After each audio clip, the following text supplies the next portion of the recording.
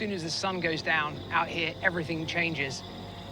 There's a whole different array of sounds that start up, an orchestra of frog calls and insects. And out there in the darkness, a bunch of predators are getting ready for feeding time. And to help us on our mission are two local guides, Yuri and Carl. They grew up in the area, so their knowledge is second to none. But there's a slight problem.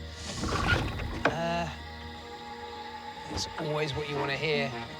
Going out in the rainforest on a river full of crocodiles at night is the engine cutting out, dying. OK, well, someone's going to have to swim back. I vote for Nick. Not me, Anna. I say Graham. Luckily, no one has to dice with death, as the engine's fixed and we get back to our search. But after hours of looking, we're yet to find our crocodile. One of the trickiest things in looking for crocodiles is quite how long they can stay underwater. When a croc wants to, it can drop its heart rate to as low as 3 beats a minute and stay underwater for an hour. The record is over 2 hours. So one could just drop below the surface and then just not pop up again until 2 hours later. So we change our strategy and head into their swamp home on foot. Tracking animals is a tricky business, but Yuri is an expert. He can even call in some of the forest residents.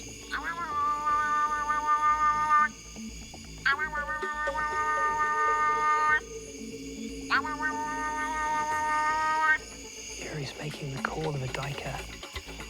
Bizarre noise kind of blowing through his nose. And you can see that the duiker is interested, it's intrigued. It's actually coming closer to us.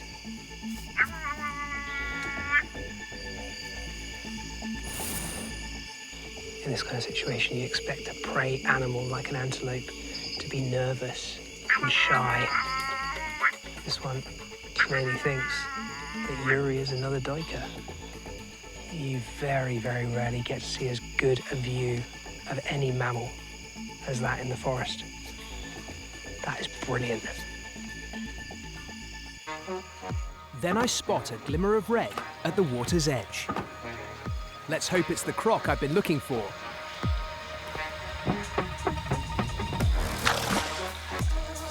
Got it. Wow, what an absolute beauty. So, this is one of the most exciting animals you'll find in this whole patch of forest. It's an African dwarf crocodile. The very largest are only about 1.5 meters. They don't call it the dwarf crocodile for nothing. But despite being only teeny-weeny, they have a really potent, powerful bite. This is the mighty mouth that hunts in close to shore. At the water's edge here, there's a whole array of possible prey that could come its way. And they're what's known as an opportunist. That means they'll take advantage of any opportunity that comes close to their mouths. Around here, that could be crayfish, things like water snails, and then fish, small mammals, birds. And the way they do this is through the crocodile's super senses. Lining the lips of the croc are tiny little nodules, super sensitive to vibration. And anything in the water that's moving around, struggling, stressed, sends out vibrations that the croc can perceive.